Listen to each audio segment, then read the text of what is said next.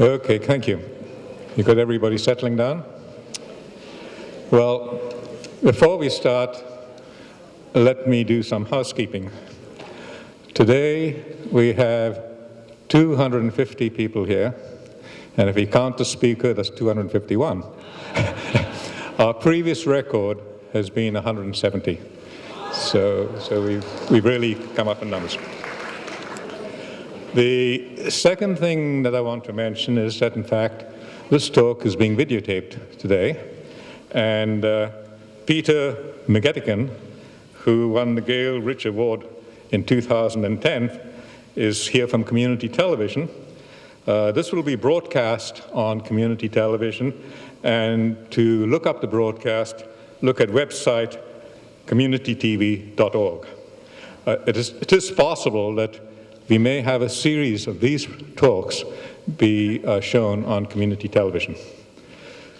Okay. So with that housekeeping, let me get down to the speaker. Oh, by the way, for those of you who don't know me and you're new members, I'm Chris LeMaist, and I'm the program chair. So getting down to the important people, Forrest is a professor emeritus at the Humanities Department of American Studies at UC Santa Cruz. His research interests are in American literature and culture, the American novel, Twain, Melville, Faulkner, regional literature, California studies, popular culture, and American cultural theory. Professor Robinson has written 2 books on Mark Twain, the most recent being The Author, Clemens' Life and Fiction. His topic today is Mark Twain and Slavery. Professor Robinson earned his BA in English at Northwestern University, his MA in English at Harvard, and his PhD in English at Harvard. So with that, Forrest, the stage is yours.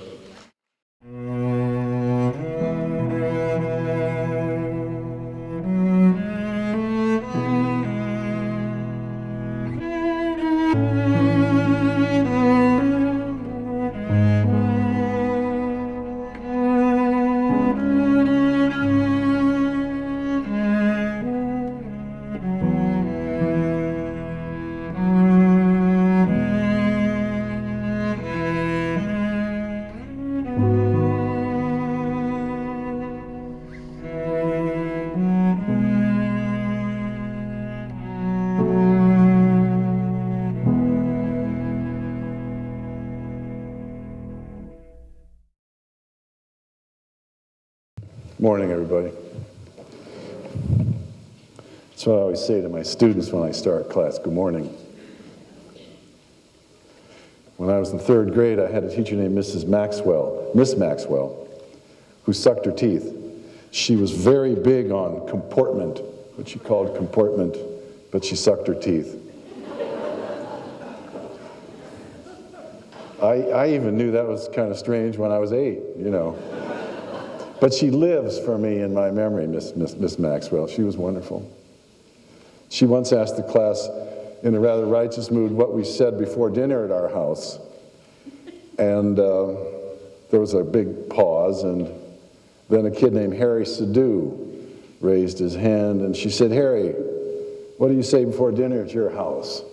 And Harry said, "Shut up and eat." So wonderful. About this time on Sunday morning, when he was alive, in his older, so when he was our age, Mark Twain was living in Manhattan, and he had 6 beautiful white suits, pure white suits. He wore all white.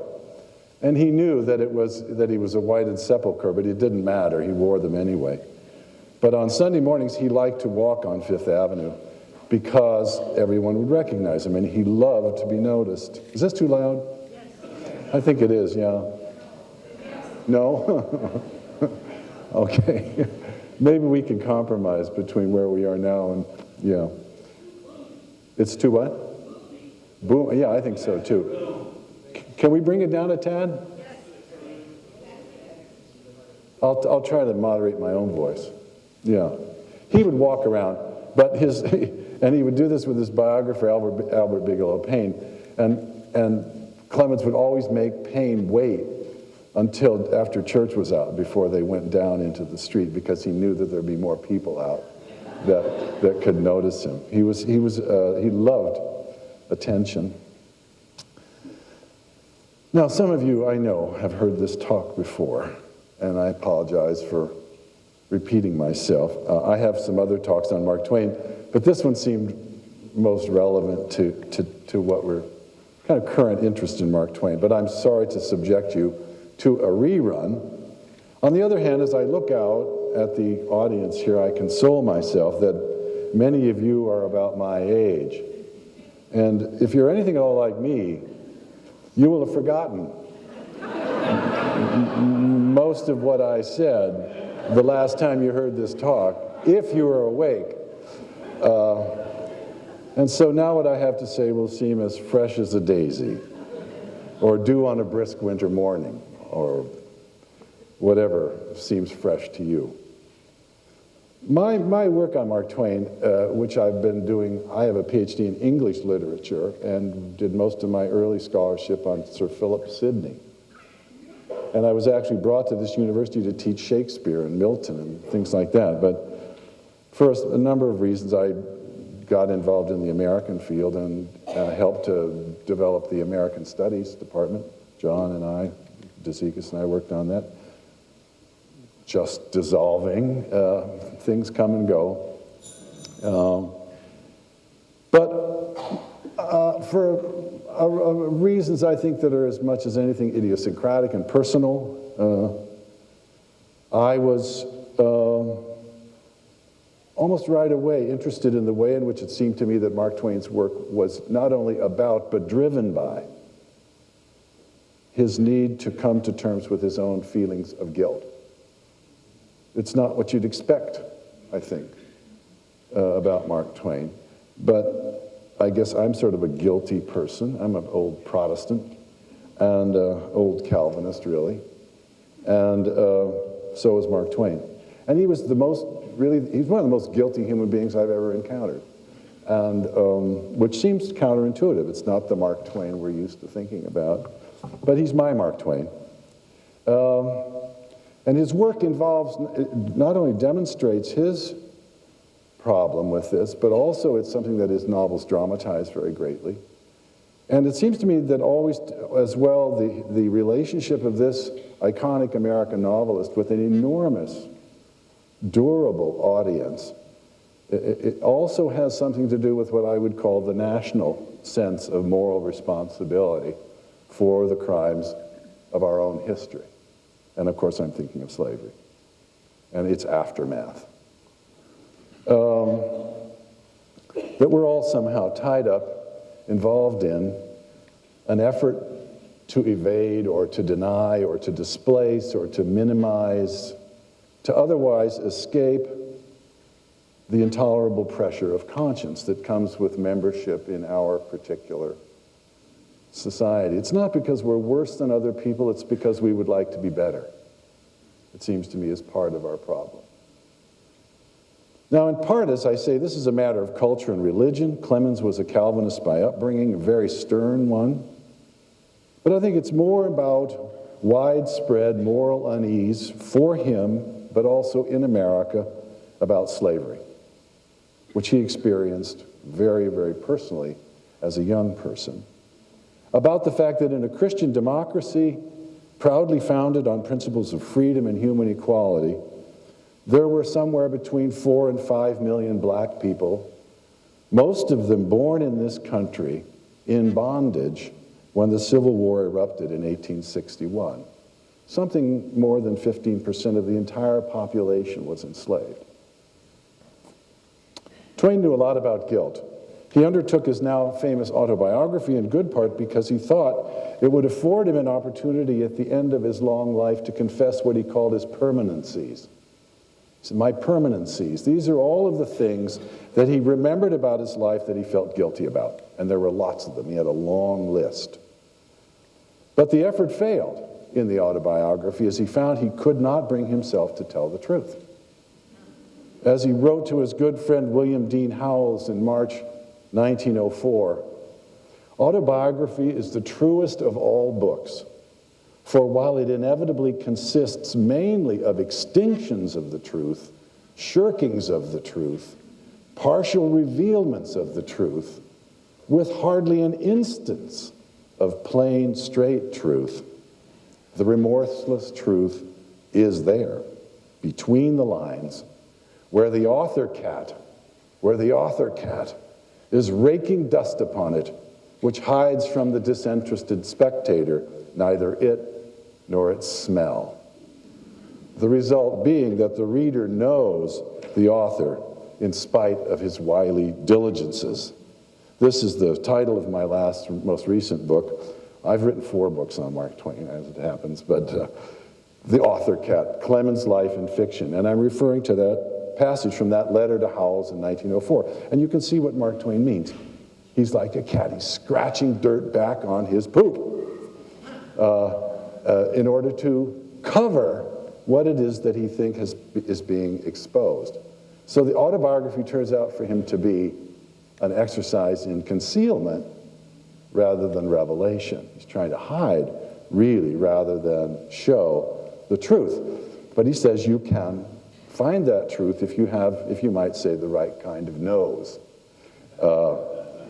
Now, it's important that he knows that, too, that he knows that that's what he's doing. He's not deceived about the way he operates. But it seems to me that this analysis, this revealing self-analysis, applies to really virtually everything that Mark Twain wrote. Why do I think that? Because virtually everything he wrote was autobiographical. He tells us that, too, constantly. He was his own best subject. He was his own only subject, really. And it follows, in all honesty, to observe that I am a scholar with a good nose for what the author cat tried in vain to conceal in his writing, and I've been spending a lot of my time following him around.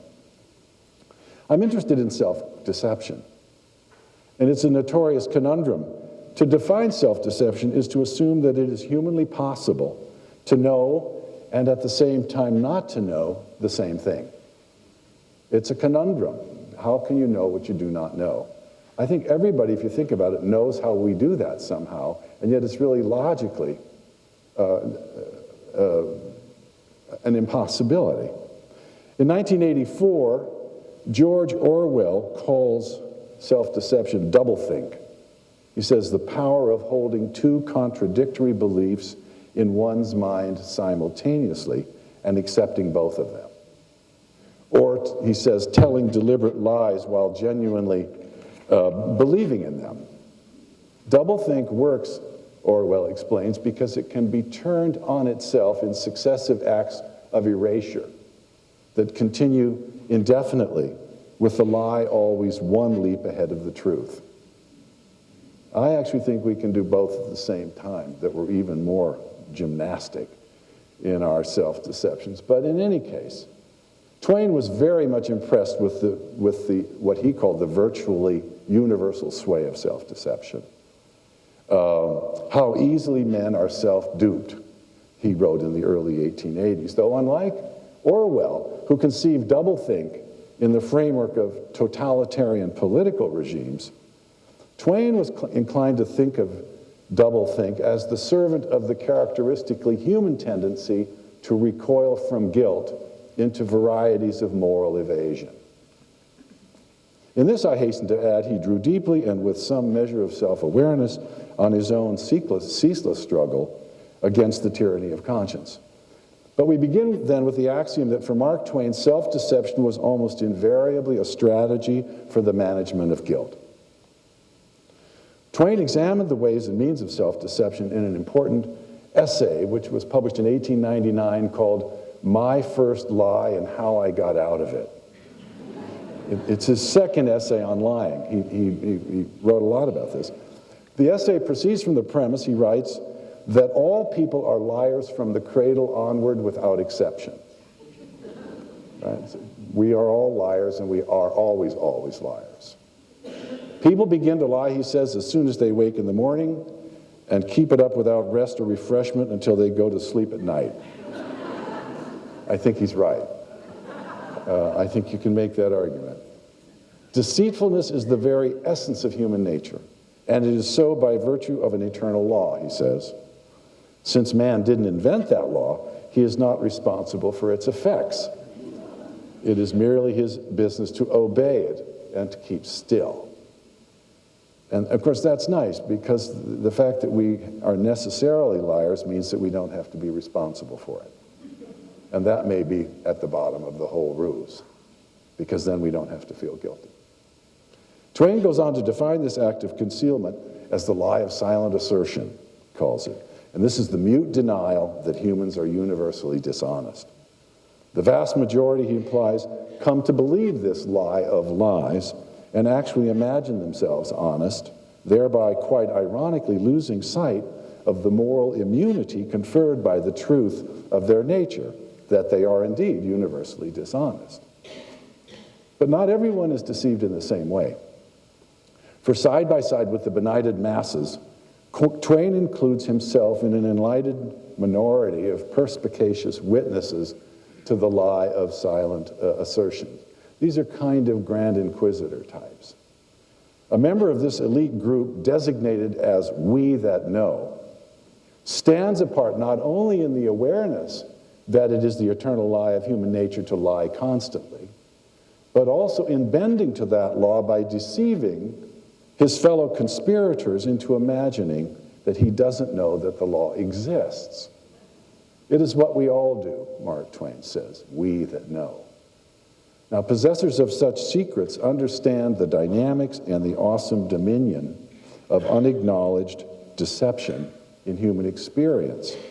This is knowledge of unique weight and gravity, for it focuses not on the trivial deceits of everyday life, but rather on the ways in which the lie of silent assertion, he says, has for ages and ages mutely labored in the interest of despotisms and aristocracies and chattel slaveries and military slaveries and religious slaveries, and has kept them alive, keeps them alive yet here and there and yonder, all about the globe. This was not long after he had circled the globe and looked at the European empires.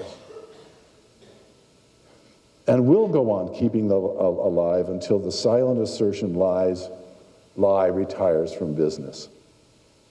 Now, among his examples of modern crimes against humanity, Twain gives first place to American slavery, an institution that fed deeply on lies.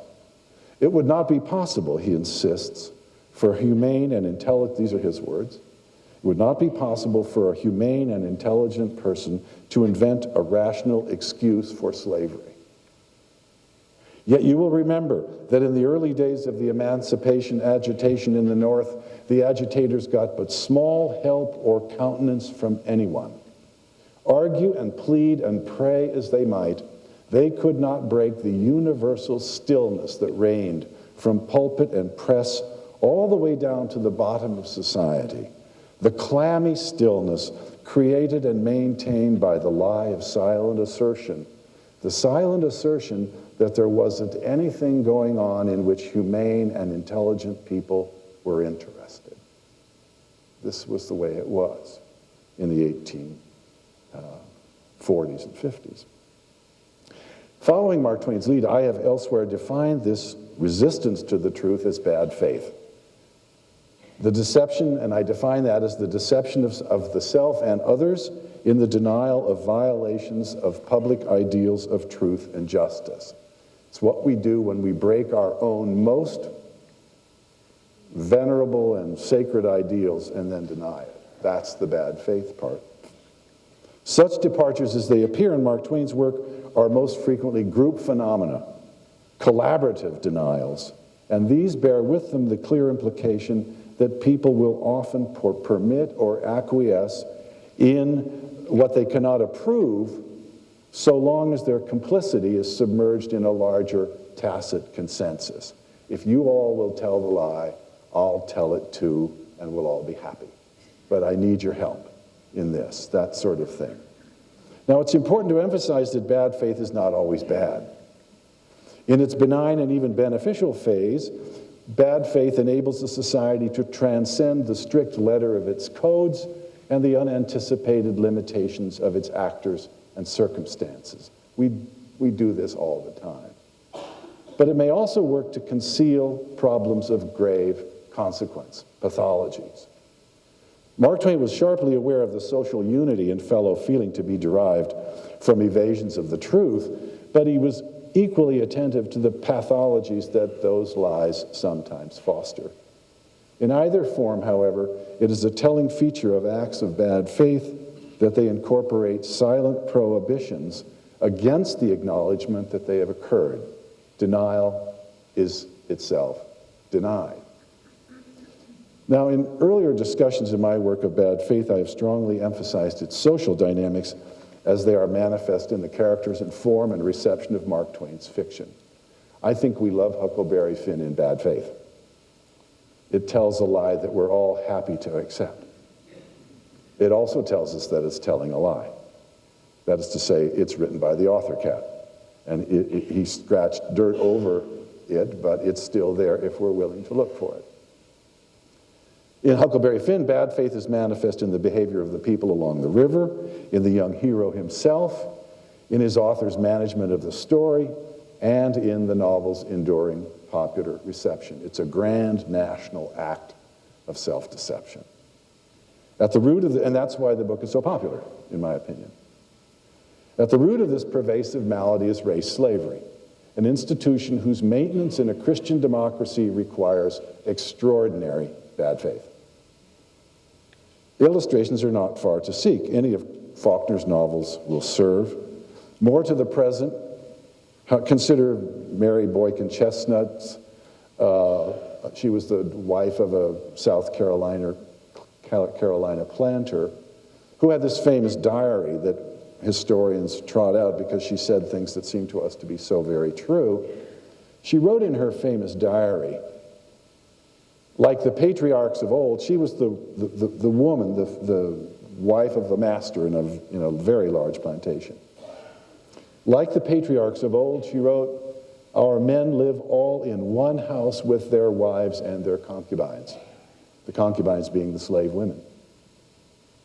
And the mulattoes one sees in every family exactly resemble the white children. And every lady tells you who is the father of all the mulatto children in everybody's household. But those in her own, she seems to think, drop from the clouds. Okay? This is denial, right? This is denial in the face of absolutely irresistible evidence to the contrary. Think of the character of Roxy in Pudd'nhead Wilson, a black slave woman, very beautiful, 1/16 black. In all the editions, early editions of the novel, she is, in the illustration, she's absolutely coal black, although Mark Twain makes it clear that she's so white that she could easily pass. She's a fractionally black slave woman who saves her own child, who is fathered by a white aristocrat, by switching that child with the child of another local grandee. She takes care of them both, and she just says, they look the same. And so now her child is free, and the free child is a slave. What an ingenious plot, right? What a story. Imagine what would come out of that. Read it. Now that her son has passed and is thus spared a life in bondage, Roxy must somehow forget what she has done in order to avoid inadvertently telling the truth.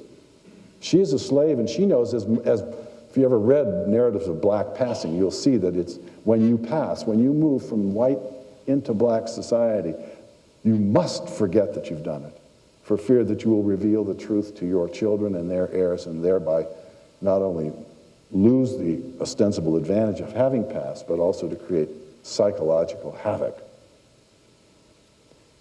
But anyway, now that her child has passed, she really isn't so much guilty about it as she is pragmatic. What do I have to do, right, to save my child from ever knowing what's been done? And saving, of course, is making sure this other child never finds out either. But here's what Mark Twain writes. She says, with all her splendid common sense and practical everyday ability, Roxy was a doting fool of a mother She was this toward her child, and she was also more than this. By the fiction created by herself, he was become her master. Her son had become her master. The necessity of recognizing this relation outwardly and of perfecting herself in the forms required to express that recognition had moved her to such diligence and faithfulness in practicing these forms of treating her son as her master, that this exercise soon concreted itself into habit. It became automatic and unconscious. Then a natural result followed. Deceptions intended solely for others gradually grew practically into self-deceptions as well. The mock reverence became real reverence. The mock obsequiousness, real obsequiousness. The mock homage, real homage. The little counterfeit rift of separation between imitation slave and imitation master widened and became an abyss, and a very real one. And on one side of it stood Roxy, the dupe of her own deceptions, and on the other stood her child, no longer a usurper to her, but her accepted and recognized master.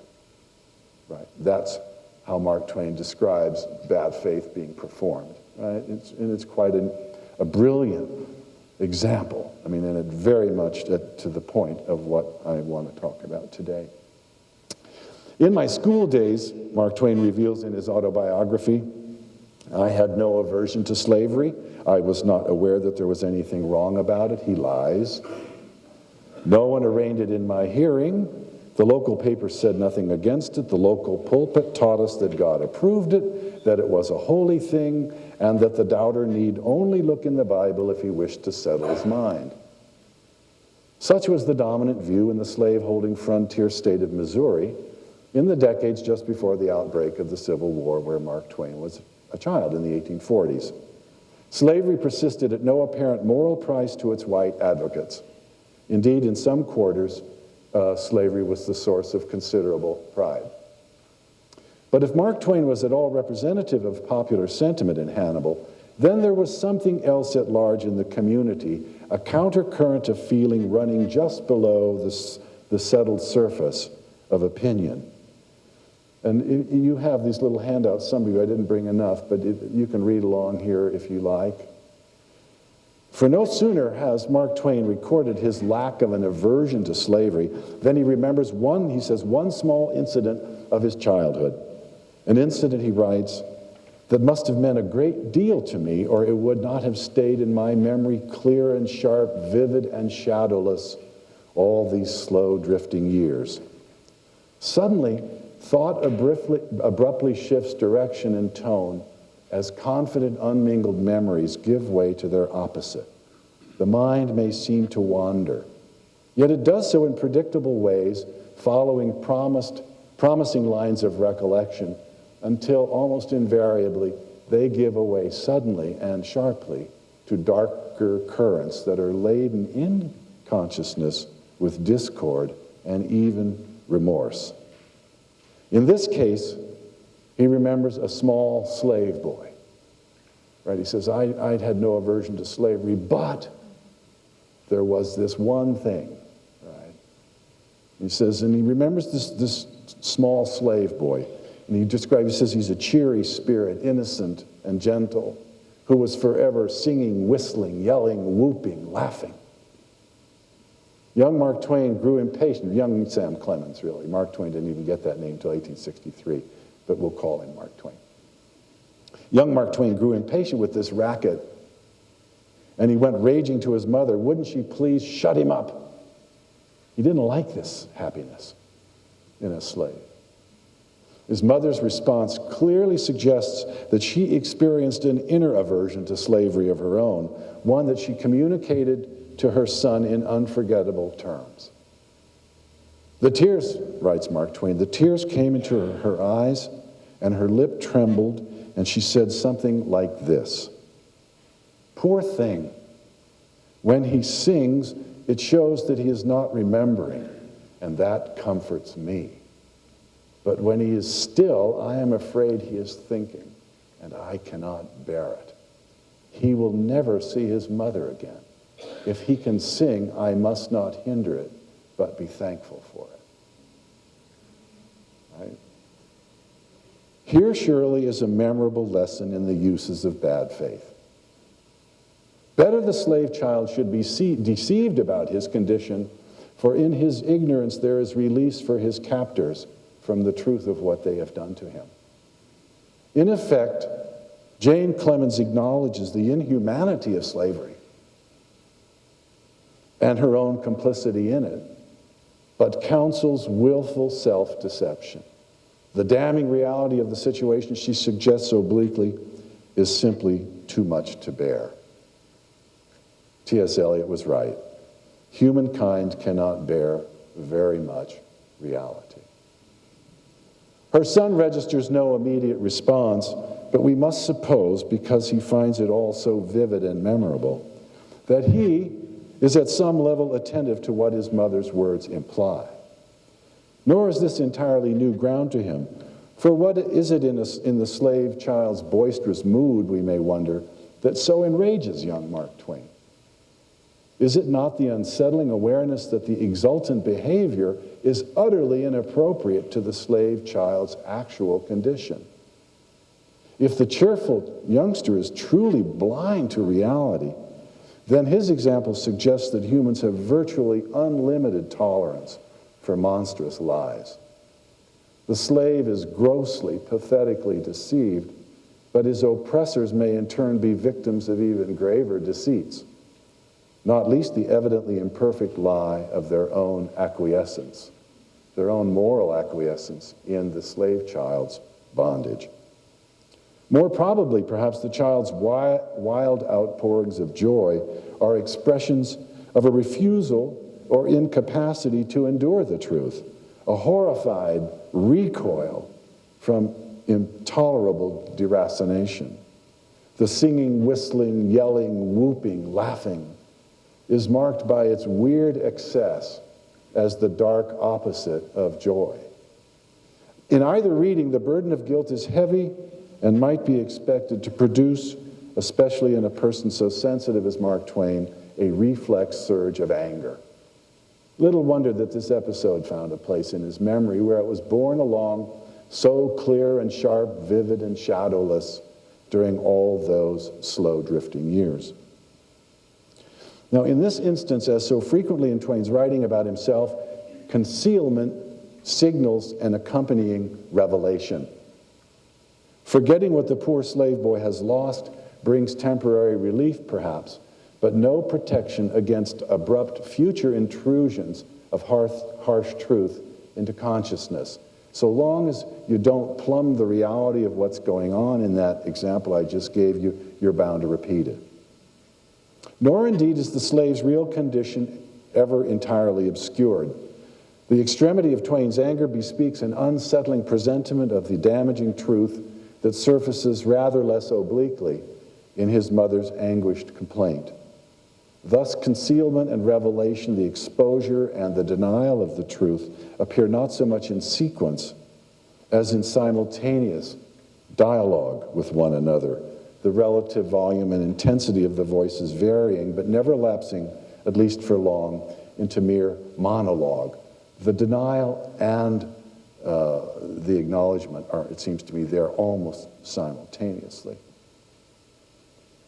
Variations on this pattern of remembering and forgetting, knowing and not knowing, of denial, the denial of denial, and virtually simultaneous affirmations of both the fact of denial and the things denied, all fostering the suggestion that the mind is secretly familiar with what it has ostensibly forgotten. These are the staples of Mark Twain's treatment of bad faith. Now, this is the example that I will finish with today. It's fairly long, but this is also in the handout if you have it. Something approaching this complex mingling of known and the not known may be observed in the extraordinary chapter 38 of Following the Equator. Following the Equator was the book that Mark Twain wrote as the sequel to his round-the-world lecturing trip in 1896, which he undertook to pay off his debts.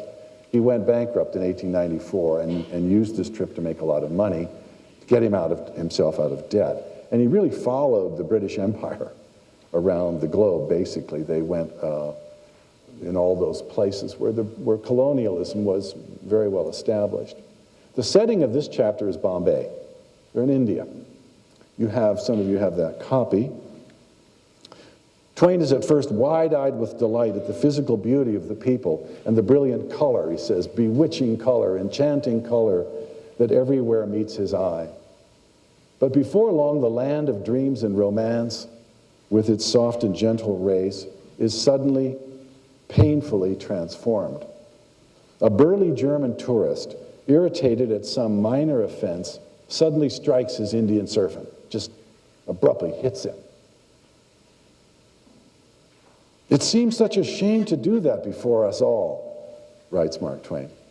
It seems such a shame to do that in front of all of us. He seems to be drawing back not so much from the deed itself as from the knowledge of it. Better this had been done quietly and under cover. The scene and perhaps his own complicated response to it precipitates a startling recognition. He writes, and this is in 1897, and he's thinking back now 50 years. All of a sudden, he's watching this, he sees this abuse of the servant, and his mind takes him to another place, right? He says, I had not seen the like of this for 50 years, he writes. It carried me back to my boyhood and flashed upon me the forgotten fact that this was the usual way of explaining one's desire to a slave. Running darkly through the memories which descend in a rush is a burden of guilt that he strains to dispel, that's still there waiting for him, lurking in his response to that episode in Bombay, 50 years later. It says, striking slaves seemed right and natural when I was a boy, I being born to it and unaware that elsewhere there were other methods. But I was also able to remember that those unresented cuffings made me sorry for the victim and ashamed for the punisher. He already knew as a boy that there was something wrong with what he was witnessing. But he allows that his father's abuse of slaves proceeded, as he says, from the custom of the time, not from his nature. But such mitigating appeals to convention give way under the memory of the brutal killing of a slave for merely doing something awkwardly, as if that were a crime, right in the street of Hannibal. Custom in this instance is not enough to conceal the face of iniquity. Nobody in the village approved of that murder, he writes, but of course no one said much about it. Right? It just was forgotten and remembered by him 50 years later. Now this furtive, troubled train of thought comes partially to rest in a reflexive turn inward on itself. This is on page 352. As Twain reflects on the mystery of his own mental processes, on the fact that he's here seeing this thing, this German tourist, and then suddenly his mind just shoots, right, in a sort of involuntary way back 50 years. He says, it is curious, the space-annihilating power of thought. For just 1 second, all that goes to make the me in me was in a Missourian village on the other side of the globe, vividly again seeing those forgotten pictures of 50 years ago and wholly unconscious of all things but just those. How he could be so present in Bombay and then in a split second be equally present as a 10-year-old or a 12-year-old watching a murder in the street of Hannibal. Right? And he's fascinated with what he calls that space-annihilating power of thought. Of course, it's remorse that drives that engine. And the next second, I was back in Bombay, and the kneeling native's smitten cheek was not done tingling yet. Now, speculation on his own mental processes has its fascination, to be sure, but here it serves to distract attention from the deeper, more primary, but largely submerged impulse to achieve moral immunity. The recourse to a kind of hypersolipsism in which the self, what he calls the me in me, is dispersed and attenuated between rapidly firing, apparently disconnected bursts of awareness. Bombay, Hannibal, and back again in a second. The pace is breathtaking as the mind darts back to boyhood, he says. 50 years, back to age again, another 50, and a flight equal to the circumference of the globe, all in 2 seconds by the watch. Twain does not hint at the moral consolation to be derived from the model of mind on display, and yet his epistemological detour is manifestly driven along such lines. In this instance, the moral reprieve inheres in the clear suggestion that consciousness is so rapid and so far-flung in its movements as to have no fixed place or center. In such a conception and construction of subjectivity, there is no real me in me, and thus no place for grief and remorse to take hold and to fester. Mark Twain doesn't draw that inference, and yet its weight is felt in the dramatically reduced moral temperature of the passage that immediately follows. In other words, it works to the in bad faith to reduce that sort of remorse that's waiting there for him in that memory. The German tourist and the tingling of the native cheeks are forgotten. Memories of slave murders in Hannibal recede from consciousness. A cacophony of sounds rises to his hotel bedroom from the street below, but the noise, while abrasive to the ear, represents no challenge to the spirit, no guilt. And so, thanks to timely philosophical interventions, responsibility for the denial of responsibility is itself denied to a self with no center. An awakened sense of moral anguish is laid at least temporarily to rest. Then, Twain sighs, came peace, stillness deep and solemn, and lasted till 5 in the morning. But of course, the self does have a center of sorts, and so the silence is brief. The center is to be found along the line of association connecting Bombay to Hannibal, the British Empire to the antebellum American South, and the suffering Indian servant to the murdered slave. The mind is caught in the lines that connect those impressions, which are clearly linked somehow. It takes a mind to do that. These connections have their nexus in Mark Twain's mind, not just his conscious mind, his whole mind, where they intersect and form a center to consciousness, the me in me. At one level, the associations are evidence of nascent insights into continuities between New World slavery and Old World imperialism, into America's past and present entanglement in history. It is a story not so much of innocence lost as of an illusory innocence never possessed in the first place. A version of the same story links the youthful Mark Twain of Hannibal to the aging sojourner in Bombay. In both settings, separated by half a world, half a century, and only 2 seconds by the watch, he is witness to an uncanny repetition of events from which he draws back in horror. In both, stung by the hint of his own complicity, he retreats to the imagined moral shelter of youth, ignorance, only to find that in none of these is he truly, safely free from blame. The shame of the thing is obvious to him in Bombay, where he remembers the events, those events in Hannibal, he says, made him sorry for the victim and ashamed for the punisher. There is no final denying that he always already knew what was wrong, that the shame at the center of his consciousness defines him, anchors him in history, and denies him the moral repose that he so longs for. And so at dawn, the noise all broke loose again, signaling an oblique admission of responsibility for the denial of the responsibility previously denied.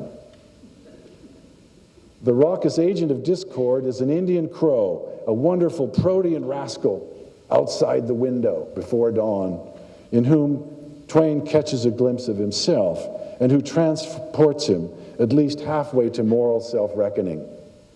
The remarkable portrait of the Indian crow rewards a long, close look. It's in your handout. I'll read it to you. I love this. I came to know him well by and by, and to be infatuated with him. I suppose he is the hardest lot that wears feathers. Yes, in the cheerfulness, and the best satisfied with himself. He never arrived at what he is by any careless process or any sudden one. He is a work of art, and art is long. He is the product of immemorial ages and of deep calculation. One can't make a bird like that in a day. He has been reincarnated more times than Shiva, and he has kept a sample of each incarnation and fused it into his constitution. In the course of his evolutionary promotions, his sublime march toward ultimate perfection, he has been a gambler, a low comedian, a dissolute priest, a fussy woman, a blackguard, a scoffer, a liar, a thief, a spy, an informer, a trading politician, a swindler, a professional hypocrite, a patriot for cash, a reformer, a lecturer, a lawyer, a conspirator, a rebel, a royalist, a Democrat, a practicer and propagator of irreverence, a meddler, an intruder, a busybody, an infidel, and a wallower in sin for the mere love of it. He's been everything sinful that it's possible to be. Once again, the staple elements of Twain's personal bad faith surface together, not so much in sequence as in simultaneous combination or dialogue. They converge in this raucous crow, who is, of course, a figure dimly glimpsed, perhaps, of Twain himself. His discordant croaking is at once an echo of the preceding day's strained apologetics and an indirect acknowledgement that the charges have not lost their force. Mark Twain's still dealing with guilt. On one side, Twain complains the bird is his antagonist and persecutor. He says, belaboring my clothes and my hair and my complexion and probable character and vocation and politics and how I came to be in India and what I had been doing and how many days I had got for it and how I had happened to go unhanged so long and when would it probably come off and might there be more of my sort where I came from and when would they be hanged and so on until I could no longer endure the embarrassment of it. On the other hand, the crow points the way to redemption. For though the disreputable creature has in one incarnation or another been guilty of virtually all sins imaginable, he has in the process risen above moral responsibility into a condition of sublime, if utterly brazen, moral indifference. As the result, Mark Twain admiringly observes, he does not know what care is. He does not know what sorrow is. He does not know what remorse is. His life is one long, thundering ecstasy of happiness, and he will go to his death untroubled, knowing that he will soon turn up again as an author or something, and be even more intolerably capable and comfortable than ever he was before. Blithely fanciful as it may appear, the humor of the description is rooted in the question about sin and guilt and the mysteries of consciousness that surface more darkly in the preceding section on slavery. These apparently disparate things are really quite linked. This is a kind of semi-conscious meditation on moral responsibility rooted in slavery. By the logic of the Indian crow's example, sin will disappear from the world only in the minds of those immersed in it. The way out is the way in. You want to feel better? Be worse. Happiness, defined negatively as the immunity to sorrow and remorse, is the exclusive privilege of reprobates, writers prominent among them, who are so familiar with iniquity that it no longer disturbs their complacency. Twain's esteem for the crow is, of course, a humorous simulation, a fantasy, wishful and half-conscious, of release from the remorseless gnawing of conscience. Clearly enough, the troubled American sojourner in Bombay is not the fabulous bird's most recent incarnation. He has none of the seasoned sinner's indifference to misery and guilt. To the contrary, the very extremity to which Mark Twain's imagination transports him is an index to the depth and persistence of his own affliction, of his own guilt. It is integral to the brilliant economy of the passage that it compresses multum in parvo, dramatizing the simultaneous interplay of denial and assent in the face of relentless self-indictment. The entire process is briefly held up, half acknowledged, and then set once again to rest. I like to think we hear an echo of the slave child's singing, whistling, yelling, whooping, and laughing in the raucous Indian crow, who was always chaffing, scolding, scoffing, laughing, ripping, and cursing, and carrying on about something or other, he says. Neither of these very vocal characters is conventionally articulate. Both go on incessantly. In both, ebullient excess poses a challenge to tolerance. Both are black. Most crucially, both are self-deceived, the child in his happiness and the crow in his innocence. And in both we catch a glimpse of Mark Twain himself, a stranger in many ways to home and family, in his own eyes an incorrigible sinner, largely, vocally at large in the world, laughing and scolding and cursing right to the end. Like the child and the bird, Mark Twain sought relief on the wide world stage from what inwardly ailed him. From boyhood on, whether in church, in parades, in the pilot house of a majestic riverboat, as a famous journalist, novelist, world traveler, lecturer, and platform humorist, or latterly as a high-profile globe-trotter and pundit, he craved celebrity. At the same time, Clemens recognized that his public performances were at once glittering illusions staged to conceal as much as they revealed. He was hiding in the bright lights. His formal evening outfit in white broadcloth and featuring a swallowtail coat was what he called his don't care a damn suit, as he called it to his daughters, Clara and Jean. This is my don't give a damn suit, he said. You can't get me when I've got this suit on. I'm pure white. On one side, he insisted that his gorgeous suit expressed his desire to be clean in the matter of raiment, clean in a dirty world. On the other hand, he recognized with Howells that his clothing concealed something darker within. As he said to Howells, I am a whited sepulcher. Right? That's that. Thank you.